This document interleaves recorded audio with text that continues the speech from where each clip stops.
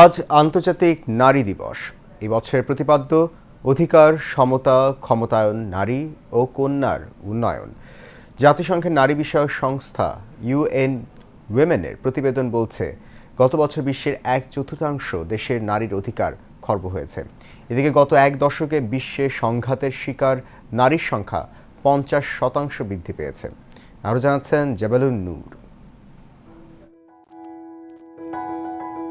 বিশ্ব নাগরিক হিসেবে নারীর সৃজনশীল চিন্তা ও মননে বিকশিত হয়েছে মানব সমাজ। তবে অধিকার প্রতিষ্ঠায় নারীকে সরব থাকতে হয়েছে সবসময়।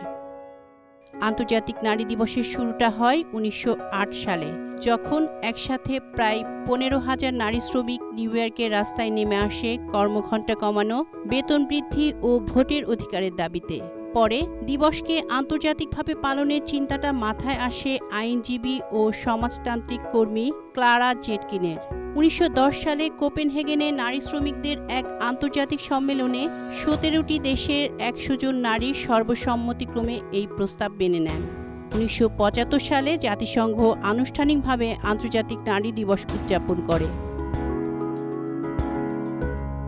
এবছর #ForAllWomenAndGirls ব্যবহার করে ডিজিটাল প্ল্যাটফর্মে নারী দিবস উদযাপনের আহ্বান জানিয়েছে জাতিসংঘ। জাতিসংঘ উইমেনের এক প্রতিবেদনে বলা হয়, 2030 সালের মধ্যে বিশ্বব্যাপী লিঙ্গ বৈষম্য দূর করতে বার্ষিক $360 বিলিয়ন বিনিয়োগ করা দরকার। একই সাথে নারীর ক্ষমতায়নের ভারসাম্য আনতে 6টি পদক্ষেপ নেওয়ার আহ্বান জানানো হয়েছে। 1. প্রযুক্তিতে সকল নারীর সমান প্রবেশাধিকার এবং নেতৃত্ব নিশ্চিতকরণ। 2.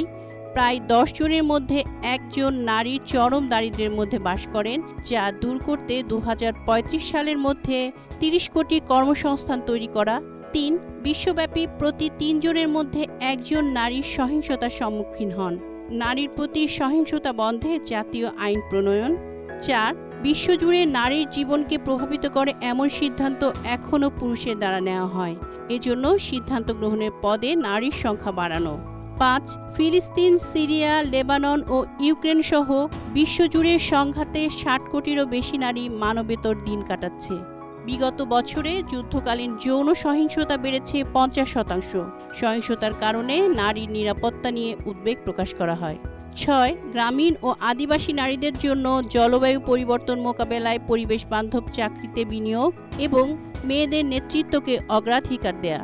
তবে নারীর যথাযোগ্য মূল্যায়নে জাতীয় ও আন্তর্জাতিক নানা পদক্ষেপ নেওয়া হলেও কেবলমাত্র নারীর প্রতি দৃষ্টিভঙ্গির পরিবর্তনই পারে নারীর সামাজিক ও রাজনৈতিক অধিকার নিশ্চিত করতে। জামালুন নূর, এশিয়ান টেলিভিশন।